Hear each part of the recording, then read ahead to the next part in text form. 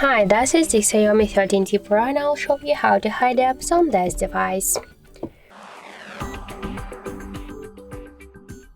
So you could open the hide apps option by two ways. You could open it in the settings. In the search pool you should enter the hide and you'll see here the hidden apps. Tap on it and you'll just hide apps by click on the switchers. Also you could open just security section.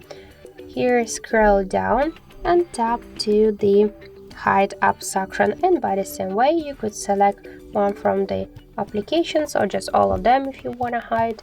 For example, let's hide this for these applications. After that, just you will hide all of them.